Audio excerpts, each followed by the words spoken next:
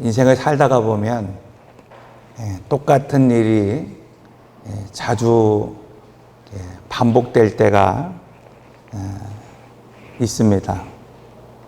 오늘 우리가 기도도 하고 예배도 드리고 또 이렇게 또 신앙생활도 하고 있지만은 가끔 오늘 우리는 그런 생각을 가질 때가 있어요. 왜 이렇게 오늘 우리의 그 현실, 그 상황 이것이 바뀌지 않는가 이렇게 생각을 가질 때가 있습니다.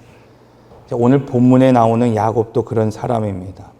오늘 본문의 말씀을 보면 그가 스스로 고백한 것처럼 그는 하나님께 선택을 받았고 복의 약속도 받았고 또 실제로 하나님이 주시는 은혜와 복을 누리며 살았습니다.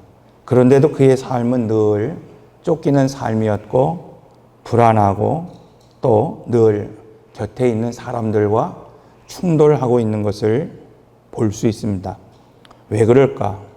성경은 오늘 우리에게 말씀하고 있습니다. 그것은 그가 지금 곁에 있는 그 삶의 환경이 문제가 아니라 그 안에 바뀌지 않은 기질의 문제다라는 것을 말씀하고 있는 겁니다. 야곱은 하나님의 약속을 받은 대로 그 복을 누리고 받았지만 문제는 그가 계속해서 그 기질, 즉 자기의 방법을 고집하며 문제를 풀려고 하는 그 마음이 바뀌지 않았다는 것을 오늘 우리에게 보여주고 있습니다.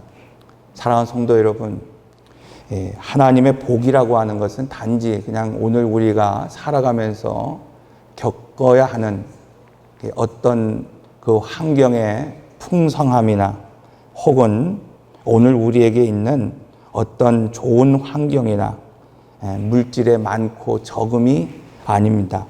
하나님은 오늘 우리 내면의 중심이 바뀌기를 원하고 계십니다.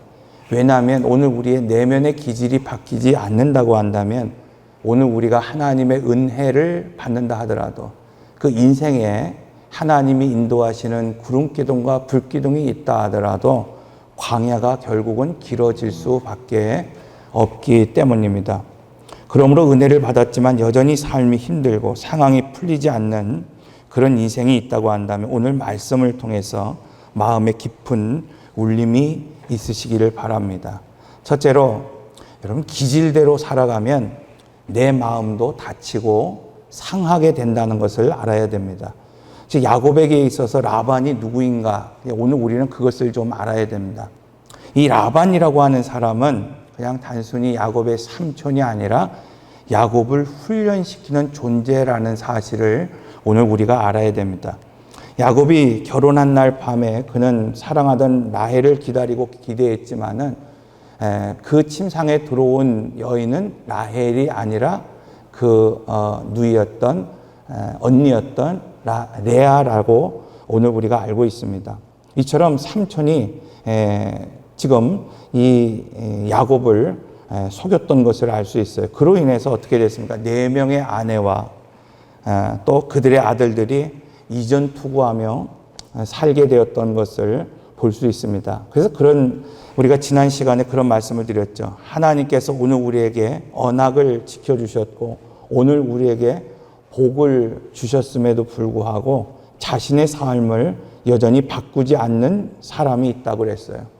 그러한 라반에 대해서 야곱이 보인 태도, 그 대응의 방식, 여러분 그것은 지금 하나님 앞에 묻고 기도하기보다는 자기의 생각과 방법으로 해결하려고 하는 인간적인 방식이었다. 우리가 지난주에 말씀을 드렸습니다.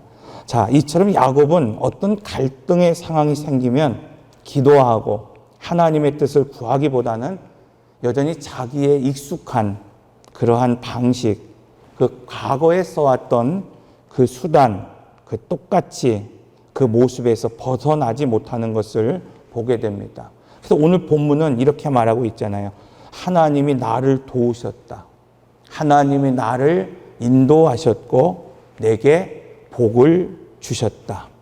이렇게 야곱은 고백하면서도 실제적으로는 결정적인 순간마다 하나님보다는 자신의 판단과 계산을 앞세우고 있는 것을 볼 수 있습니다.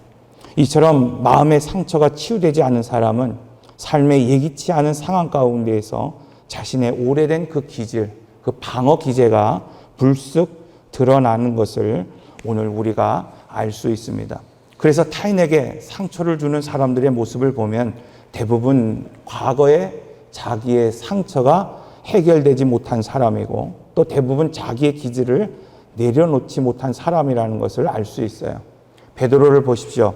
그는 예수님의 수제자였지만 마고의 귀를 칼로 잘라버립니다. 여러분 왜 그렇습니까? 은혜를 받고도 예수님을 따라가겠다고 하는 결단도 있었지만 자기의 기질을 내려놓지 못했기 때문입니다. 그래서 결정적인 순간에 그는 하나님을 신뢰하고 그 십자가를 지시겠다고 하는 예수님을 신뢰하지 못한 채 자기의 방법으로 막아서려 했던 것입니다. 다시 말하면 그 안에 폭력적인 기질이 있으면 결국은 칼로 귀를 자르게 되고 비겁한 기질이 있으면 두려워하며 주님을 부인하고 저주하는 겁니다. 분명히 오늘 우리에게는 주님과 동행하고 싶고 또 이렇게 주일에 예배를 드리고 은혜를 받고 싶고 또 헌신하고 봉사하고 싶은 마음이 있지만 이렇게 하나님이 아닌 여전히 은혜를 받고도 내 방식으로 문제를 풀려 하는 마음이 앞설 때가 있다는 겁니다. 그런데 베드로를 한번 보십시오. 자신의 기질대로 반응한 결과가 어땠습니까? 여러분 그는 예수님을 지키겠다고 마고의 길을 잘라버렸습니다. 그는 그러나 얼마 못 가서 예수님을 부인하고 저주했습니다. 그 깊은 상처를 안고 낙심한 채 자기가 살던 곳으로 내려갔다고 말씀하고 있습니다. 그런데 오늘 우리도 이런 경험을 할 때가 있다는 거예요. 해결되지 않는 기질 때문에 내려놓지 못한 성격과 방식 때문에 오늘 우리가 흔히 말하는 것처럼 속 편하게 오늘 우리가 무엇인가를 처리한 것 같지만 대한 것 같지만은 오히려 그 이후에 오늘 우리의 마음이 어떻습니까?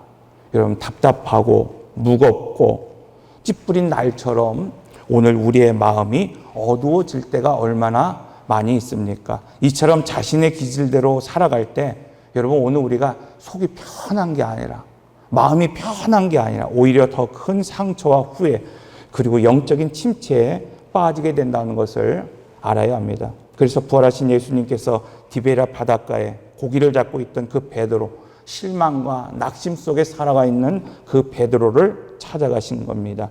베드로는 예수님께서 피워놓으신 그 숯불을 바라보며 예수님을 부인하던 그 밤에 피어올랐던 모닥불을 생각하면서 지난날 예수님을 부인했던 것들을 떠올리며 몸부림쳤을 것입니다.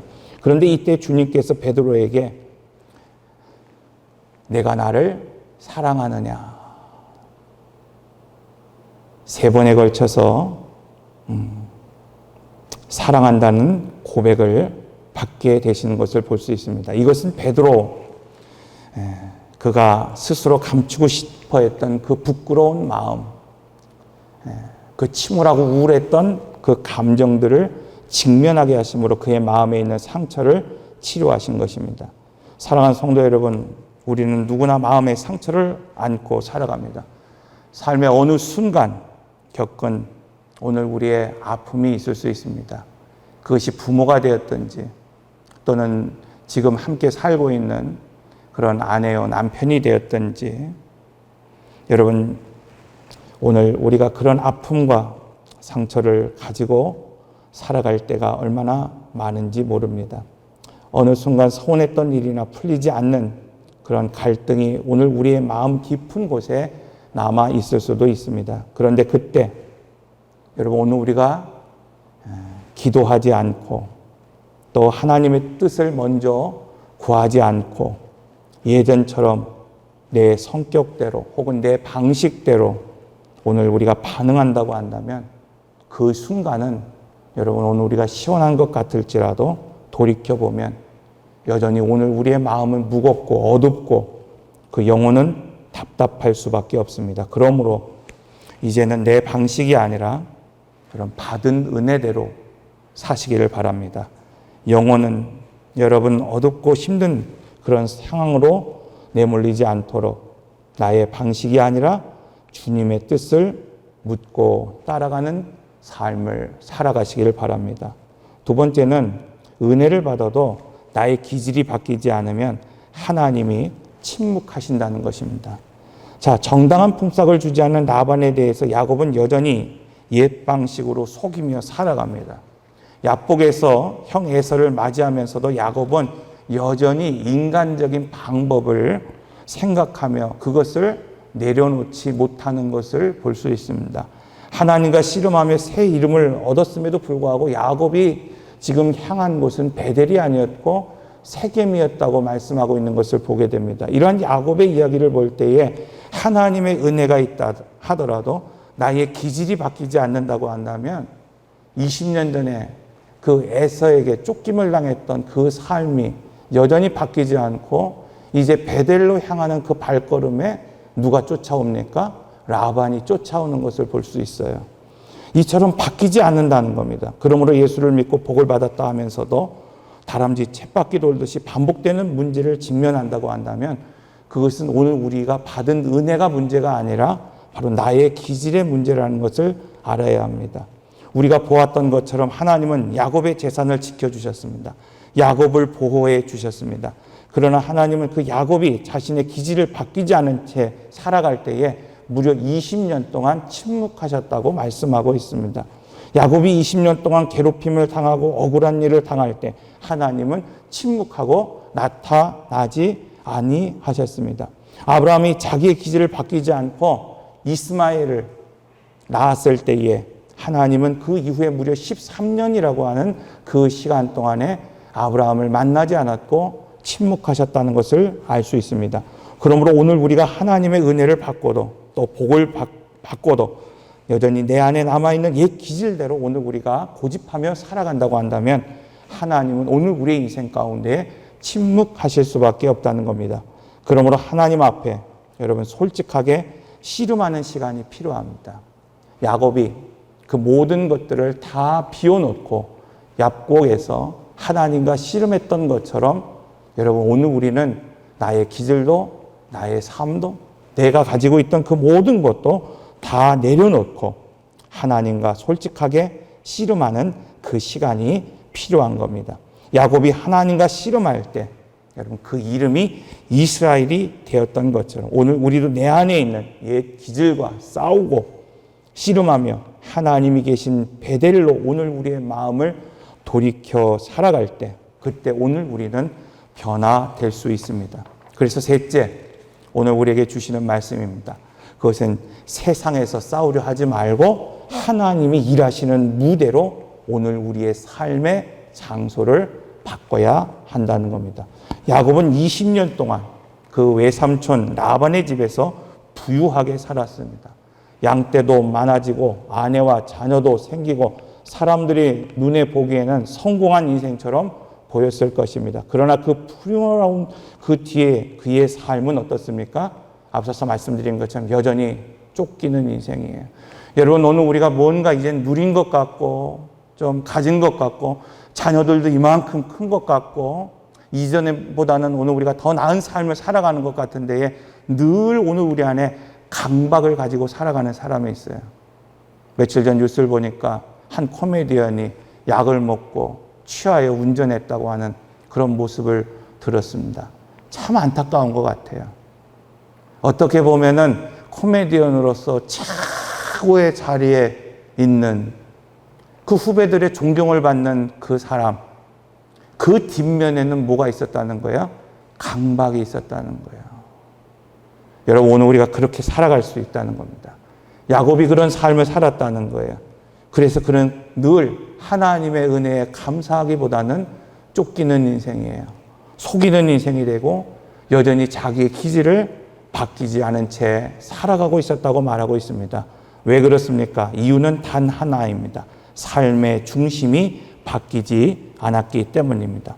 하나님께서는 그런 야곱에게 이제 일어나 내 출생지로 돌아가라 이렇게 말씀하고 있습니다.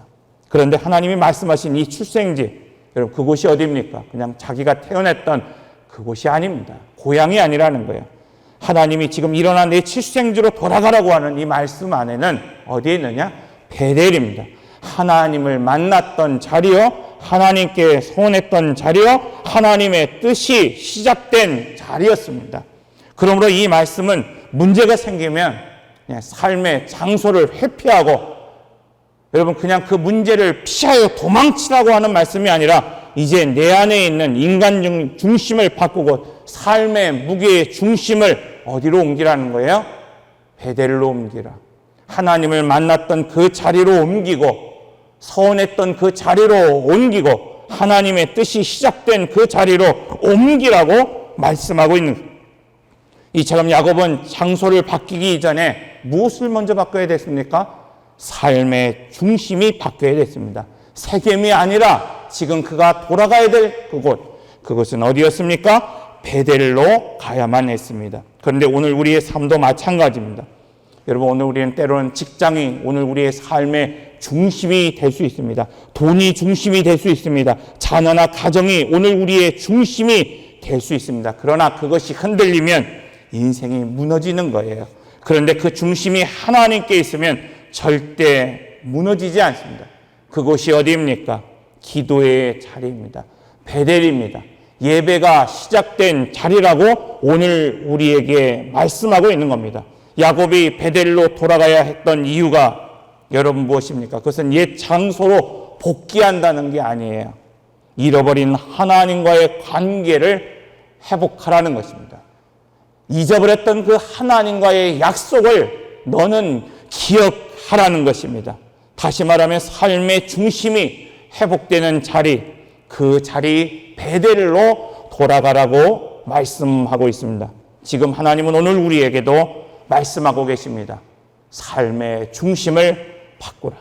내가 머물러 있는 바단 아람, 내가 지금 중심으로 삼고 있는 그것이 어디든지 간에 그것은 하나님이 일하시는 무대가 아니라는 거예요. 아무리 바단 아람에서 붓대가 되는 양을 모으고 짐승을 모으고 부유한 환경을 오늘 우리가 살아간다 하더라도 그것은 하나님이 일하시는 장소가 아니라는 거예요.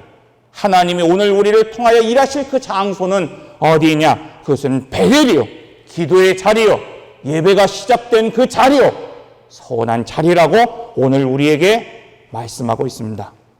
사랑하는 성도 여러분, 우리는 예배를 드리는 그 자리, 기도의 자리, 말씀을 나눌 그 자리가 삶의 중심에 있어야만 합니다. 왜냐하면 그것이 하나님이 일하시는 무대이기 때문입니다. 그러므로 이제 내 방식, 내 기질로 얽혀있는 내 인생을 다 내려놓고 하나님이 중심이 되는 베델로 돌아가는 그런 인생과 결단이 오늘 우리에게 있어야 됩니다. 오늘 말씀을 통해 우리가 분명히 붙들어야 될 것이 바로 이것입니다. 하나님은 오늘 우리에게 침묵하시는 분이 아니십니다. 하나님은 오늘 우리를 바꾸시기를 원하시는 분입니다. 야곱은 복을 받았지만 여전히 속이고 피하고 계산하며 살아갑니다. 그래서 20년 동안 라반에게 쫓기고 에세에게 두려워하며 결국은 세겜에 머무릅니다. 하나님은 그런 야곱에게 말씀하고 있습니다. 너는 일어나 베델로 돌아가라는 거예요. 기도의 자리로 돌아가고 하나님께 소원했던 자리로 돌아가고 하나님과 약속한 그 약속을 기억하라고 말씀하고 있습니다. 그러므로 장소만 바뀐다고 되는 것이 아닙니다. 삶의 중심을 바꿀 수 있어야 됩니다. 세겜이 아닌 베델, 인간적인 방법이 아니라 하나님의 뜻이 내 삶의 중심이 되는 삶을 살아갈 수 있어야 됩니다. 오늘 우리도 마찬가지입니다. 문제가 끊임 않고 반복된다고 한다면 그때는 하나님이 침묵하시는 것이 아니라 나의 기도에 응답하시지 않는 것이 아니라 하나님께서 이제는 내가 바뀌어야 된다고, 이제는 세겜이 아니라 이제는 바단 아람이 아니라 내가 일하는 하나님께서 오늘 우리와 더불어 일하는 베델로 올라가라고 하는 말씀입니다. 그러므로 오늘 우리는 이렇게 기도해야 됩니다. 하나님, 환경이 아니라 제 안에 있는 기질을 보게 하여 주옵소서. 세겜에 머물르지 않게 하시고 바단 아람에 머물르지 않게 하시고 베델로 돌아가게 하여 주옵소서. 하나님을 중심에 두고 살아가게 하여 주옵소서. 그때 하나님은 더 이상 침묵하지 아니하시고 오늘 우리에게 말씀하시고 오늘 우리를 또다시 이끄시며 오늘 우리를 책임져 주시고 오늘 우리를 회복시켜 주실 것입니다. 기도하겠습니다.